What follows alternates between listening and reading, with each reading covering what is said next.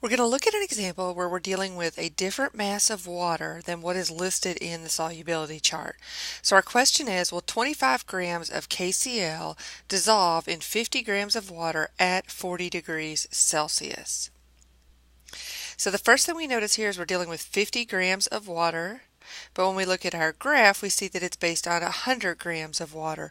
So we need to scale this amount so that we're comparing apples to apples in our chart. So the first thing we're going to do is write down the information that's given. We have our 25 grams of solute and 50 grams of water.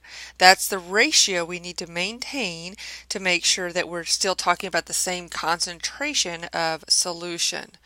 So we're going to go equals, and we're going to say X grams of solute because that's the number we don't know because we're trying to figure out what that amount is for our 100 grams of solute. So we can set up this ratio to solve for that unknown value of X.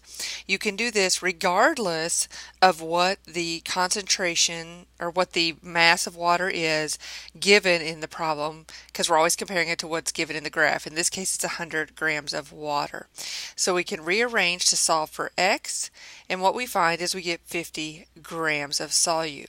Now the math on this one is a little bit easier. You may have been able to do it without actually doing any calculations because you see 25 over 50, so that's 1/2. We know that our fraction on the right, the X over 100, must also equal 1/2, so it's going to be 50 over 100.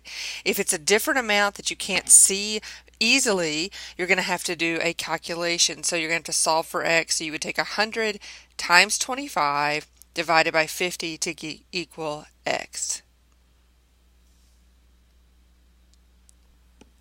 Now what we want to look at is answer the original question that's being asked, because now we're not looking at 25 grams of solute, we're looking at 50 grams of solute because we had to scale it according to the graph of data that we're given. So I'm going to look at my curve here. I see I'm at 40 degrees Celsius. Okay, so 40 degrees Celsius. I'm looking at KCl, which is this dark blue line right here. Okay, and I want to look at 50 grams of solute. So there will be 50 grams at 40 degrees Celsius. And when I look at that, I see that at 40 degrees Celsius, the maximum solubility of KCl is about 39 grams of KCl in 100 grams of water. So if I had 50 grams of KCl added, that's higher than the maximum solubility.